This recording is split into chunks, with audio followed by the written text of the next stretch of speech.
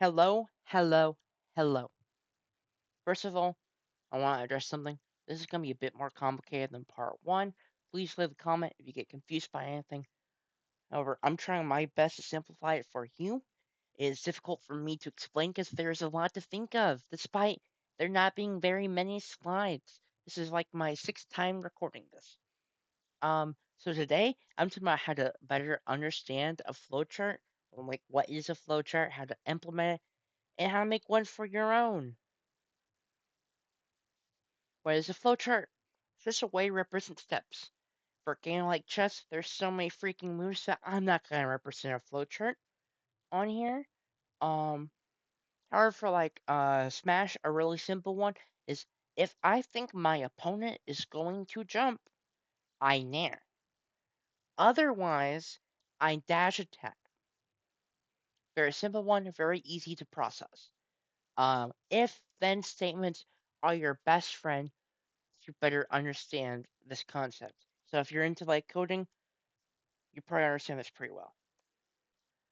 Now, how does it apply to Smash?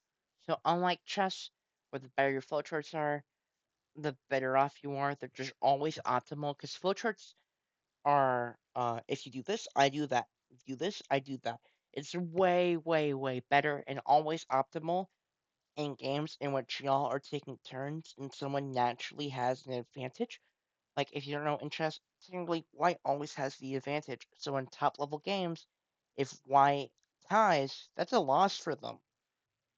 However, ours are the complete opposite. Ours are just trying to simplify the game whenever we can't play our best or trying to conserve energy. This mainly used when we're clearly the better player, um, and we think we can get away with stuff. We think that they don't know everything. And I'm gonna give a perfect example of that. I am rapping in this situation in this Captain Falcon. Now, I love doing Arc Thunder here. I will almost always charge Arc Thunder, and the moment I see movement, I will shoot it. And here's why. Yes, it is punishable. If the moment they see this and jump in, no, I can nair that or I can shield. It's not like anything true. However, if they preemptively jump in this position, they can nair me and then I can get kneed or comboed or whatever. However, if they dash forward into it, they have incredible shield stun. And then I can do nair, which can shield poke, or back air, which can shield poke. Or if they hold for too long, I can F smash. There's a lot of different routes there, and they're all very good for me. If they don't approach, I can just instantly cancel it and then reset the situation. Um, they might be wondering, well, why is it not checkmate? It's because I talked about it earlier. They are not optimal. I'm not playing the neutral. I think that they will not do a jump in preemptively. And as you can see, this is why it's a bit complicated to talk about. Because we're talking about preemptive stuff, we're talking about reactionary stuff. It's a lot. Basically, preemptive is I think you're gonna do something, so I'm doing this before I can actually see it. And the reaction is I see you do something? No. Bad. Um, they might be wondering why can't they always play reactionary? And it also goes into the drawback to flowcharts. It also goes into us. We can't always play reactionary because often people do not understand that humans are flawed. We cannot react to everything instantly. Humans need time to process what's going on and then send that message to our brain and then send that message to our hands to correspond with a controller that was made like 10 years ago for a game that was made like 8 years ago. You have to go, okay, that. It takes time. It takes time. So we always have a delay, and that delay is significant. It's significant enough because we can't always react to everything, especially because there's also frame data. Not every move comes out immediately. Often, most moves do not come out immediately. So in that earlier example, where if they preemptively do a jump in, I can usually react to it. However, I cannot swing back or shield by them because frame data. And then the other main issue is that I talked about is that there's usually always a solution to a problem.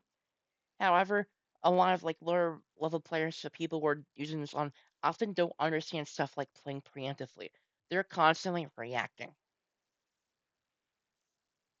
And then how to make a flowchart for yourself.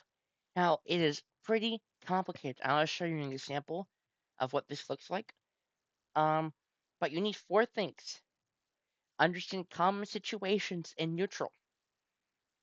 Two, understand general good tools. Three, pick generally good options that cover multiple of their options. So, like in our past example, Arc Thunder covers shield. It doesn't automatically lose to retreating away. Doesn't lose to jumping in reactionarily.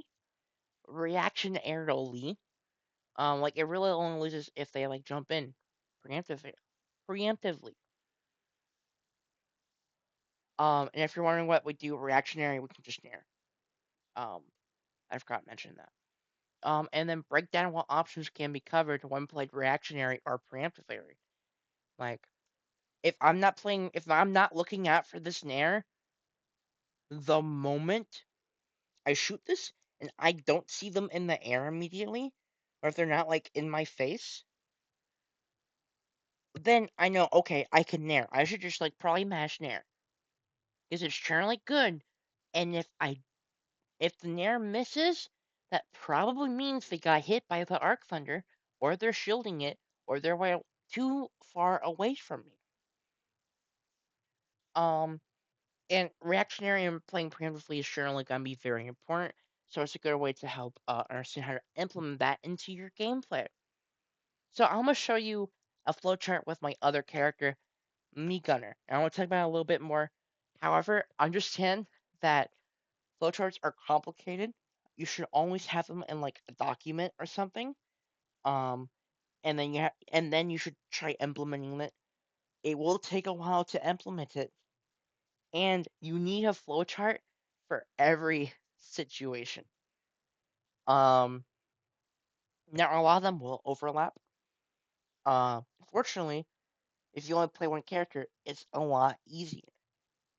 However, we don't have infinite time in the world, unfortunately. So you have to figure out which situations you are most uncomfortable with and then make a flowchart around those. I used to be very uncomfortable in this situation until I started implementing this flowchart. And because I worked on this flowchart, I understand the mix ups way better. I understand what options I have if I want to break out of this. Or maybe I want to save my arc thunder. And here's an example too.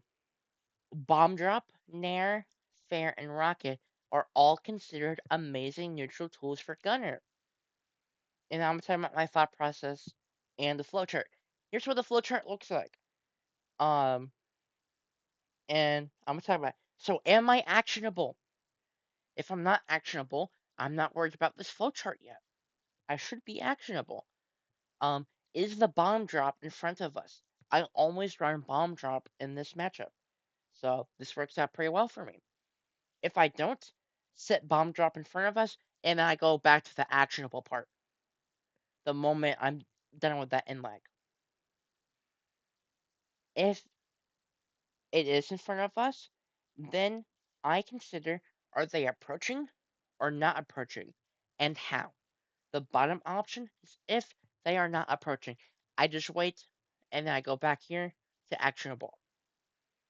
If I see they're approaching and they just seems like they're just running forward, then I want to do a forwarder. And the reason I do forwarder is because even if I don't, if I like miss the jump or I react too early or they like delay their jump to like mess with me about this, fear pushes me back, so it's a lot harder for them to actually punish me. I lose stage control, but I'm not getting hit.